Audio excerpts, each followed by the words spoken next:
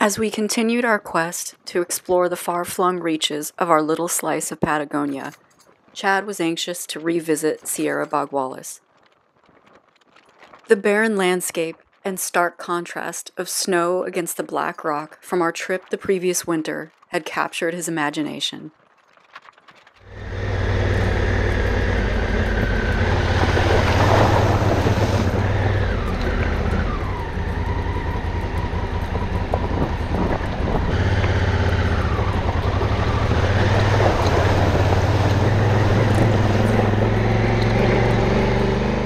We were fortunate enough to spend the Christmas holiday with a couple of close friends from Punta Arenas.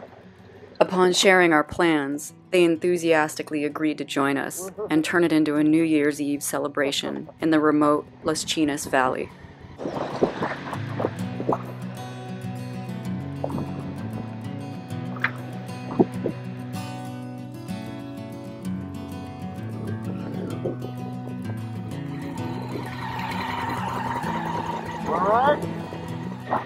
Max, our good friend and fellow Africa Twin enthusiast, had some slightly more ambitious plans.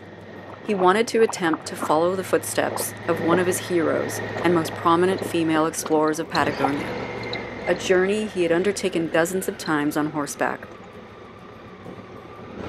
Only this time, he wanted to do it on two wheels. As often happens, things got off to a slow start. Max and Regina's departure from Punta Arenas was delayed. So instead of rendezvousing at the house and riding out together, we decided to meet at Los Leones, an estancia deep in the heart of Baguales. We put the extra time to good use and used the opportunity to explore a few side roads up to La Criollita and along the banks of Rio Baguales. I think we'll find out where we are.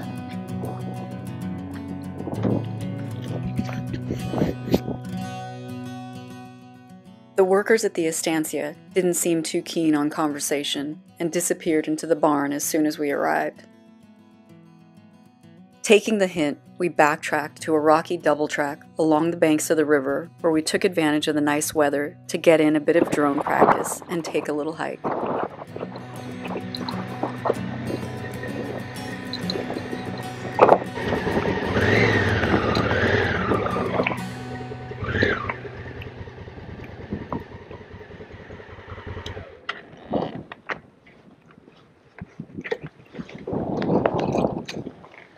That RV? Oh no. We almost lost our selfie stick. It would have been tragic. That's pretty cool. Yeah, really cool. I couldn't tell if that was the trail up there, but yeah. Probably is, but no. Yeah, I don't feel like picking the bike up. Or you. The Sierra Baguales encompasses an odd peninsula of Chile that protrudes into and is surrounded by Argentina on three sides. It's an ancient reef, rich in fossils, and punctuated by dramatic, glaciated cirques.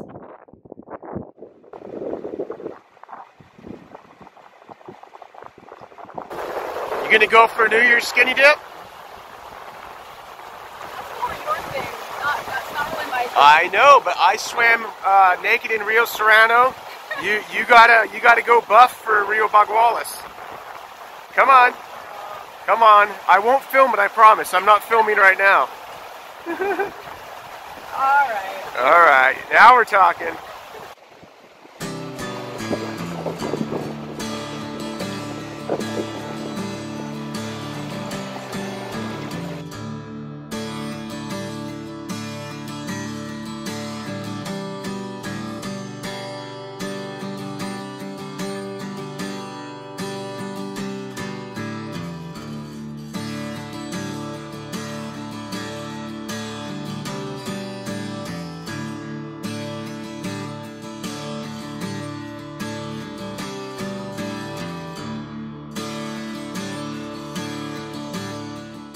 This time of year, the mountains reveal a completely different character.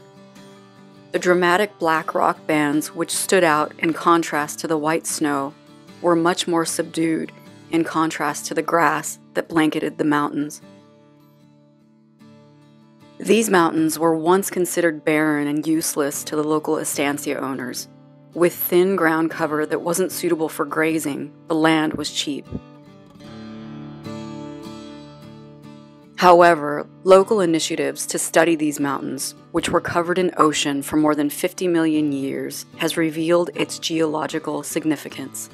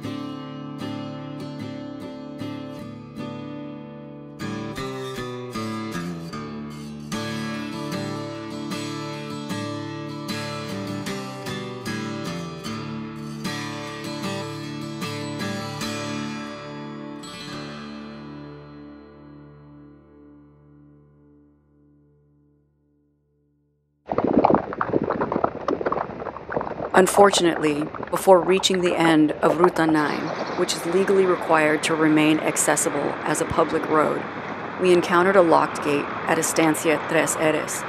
Fortunately, it would be the last locked gate we would encounter over the next 3 days.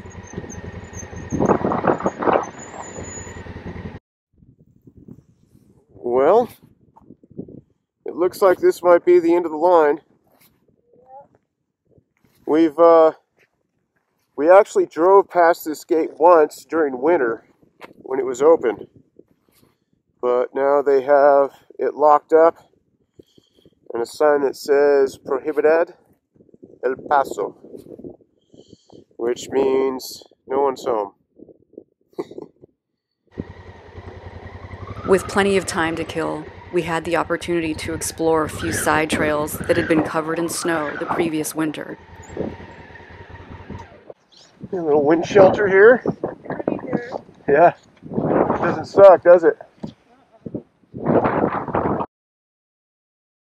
The landscape here seemed much more reminiscent of Wales or the Scottish Highlands than Patagonia.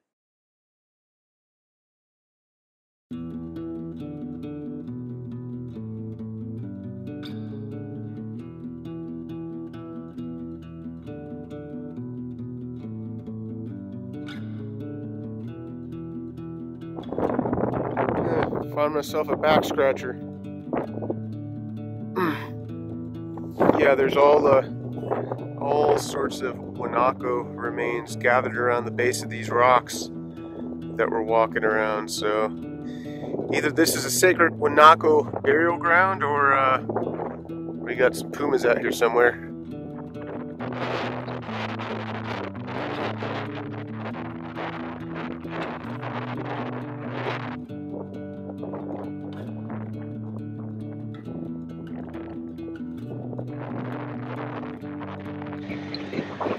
We retraced our steps down to Los Leones to see if Max and Regina had arrived.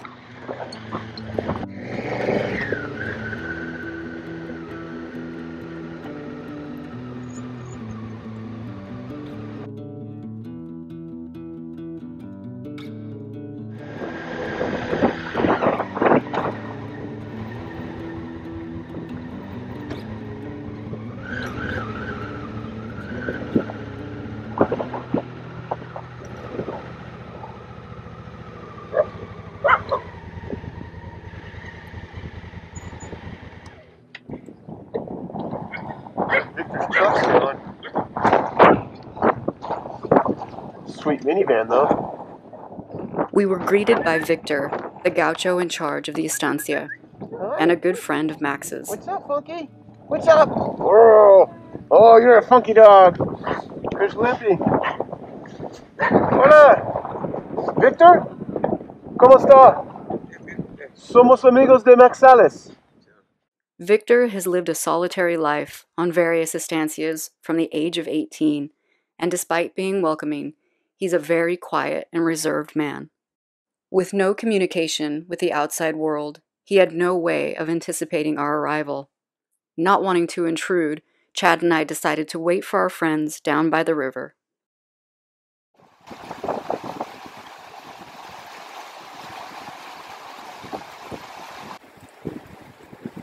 Luckily, we didn't have to wait long.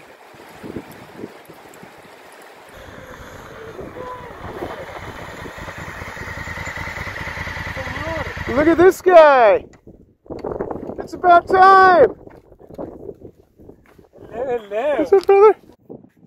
Without panniers on his Africa Twin, and with a penchant for an extravagant backcountry meal, Max decided to ride solo, while Regina drove a support truck with supplies. We would meet with her along the way, somewhere in Las Chinas.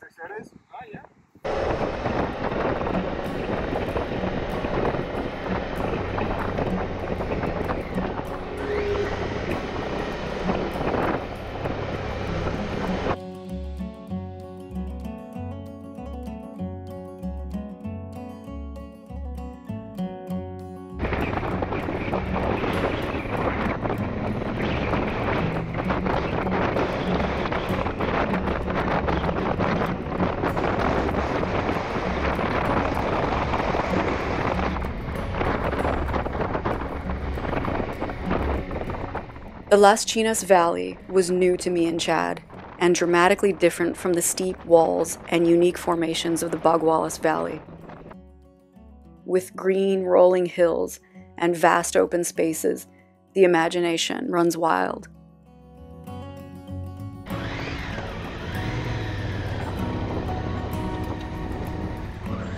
Before too long, we reached the abandoned estancia of Las Chinas, and the end of the mapped roads in the province.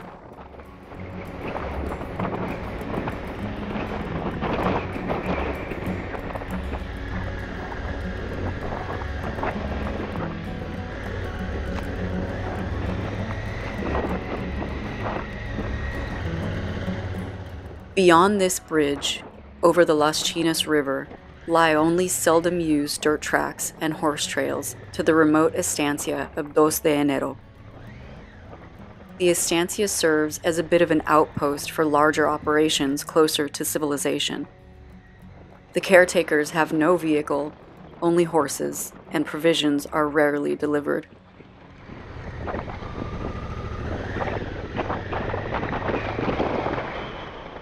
While largely abandoned today, this area was once home to some of the largest dinosaurs to roam the planet.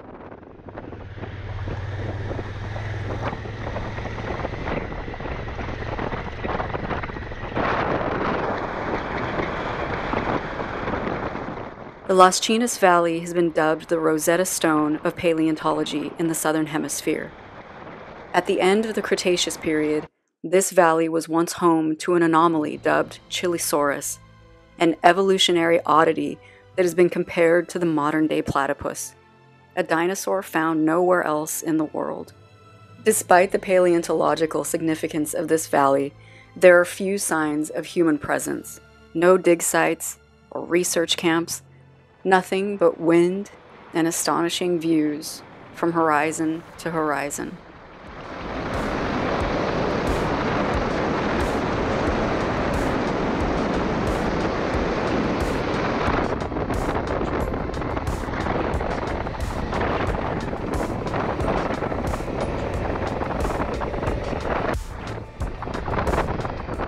It didn't take long to catch up to Regina in Max's well-provisioned truck.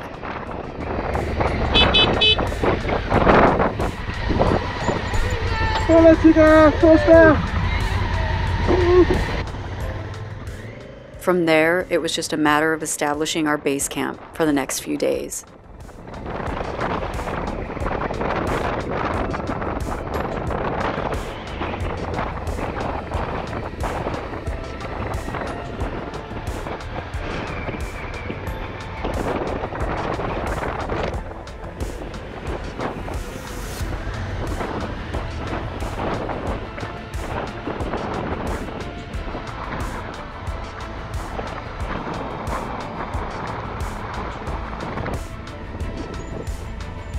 All right, it's another fixer-upper.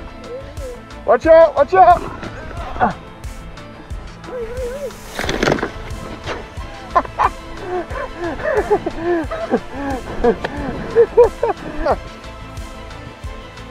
I've got that on video.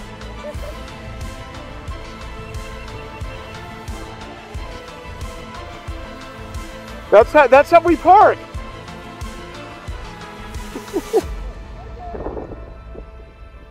Okay, now that he's gone, we can get down to business. Okay, let's take the tour, babe. Let's go. This is another episode of House Hunters, Patagonia. Puesto Hunters. Hunters. Puesto Hunters, Patagonia. Patagonia edition. Yeah. Alright, so let's see what we have here. Welcome, welcome. Thank you very much. Shoes off or? Very humble, but... Humble, what do we have here? Is this the entertainment center? I think so, yeah. I think we can cook, we can get warm. Okay. It's actually kind of nice in here. Yeah, you like it? And you can hang our jackets here. Yeah, coat rack right there. A couple of platforms to sleep on. Couple platforms for some mattresses, indeed. We got grandma's hooch. Yeah, we do have the finest plastic jug-o white wine, as well as some fairly decent jeans. That's what I'm saying. Those aren't in bad shape. Man. And someone made themselves a little shelf up there as well. Gosh, they thought of everything. Yeah, check the pockets. See if there's anything of value. You might find some poo paper like I did last time. Yeah. And there's some salt. There's some salt as well, and for your ooh, there's something. Oh no, just dirt. Sweet little cup. That is a sweet cup. That is a sweet cup. I like these kind of like camping cups. I know you do. Well, you can have it if you want. No, I won't tell anybody. That's okay. All right, so what's this going to set me back? Do you have anything to trade? No, but I can put 20% down. 20% of what? Well, that's the question. All right, pretty nice. Once again, it's a fixer-upper, but it's hard to beat the view. You know, what are the three top priorities in real estate? What are they? Location, baby. And this place has location in spades. After some house hunting and filming our latest edition of Patagonian Puesto Hunters, Chad and Max set off to scout for a campsite before bringing the support truck up. Landmines out here. Bottles, wires. Lots of poop.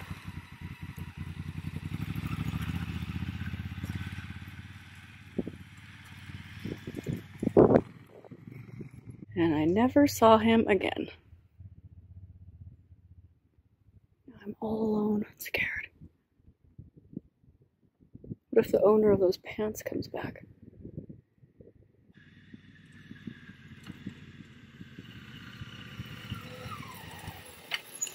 Heed my advice. Don't go up there. It's just an old logging road with a bunch of deadfall, and I got stuck in a double track, and I had to I want to see a bit higher up. No.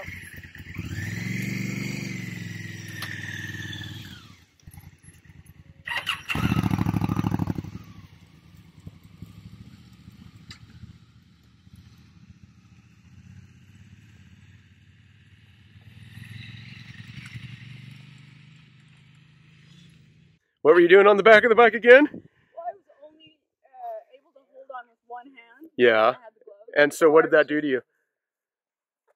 No, that's pretty good. Do that again. Yeah. One more time. No more bouncies.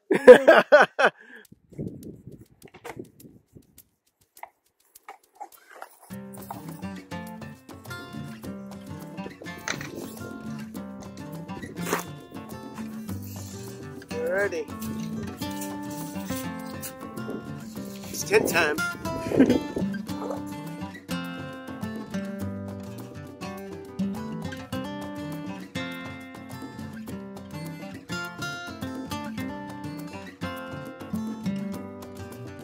All right, base camp is taking shape.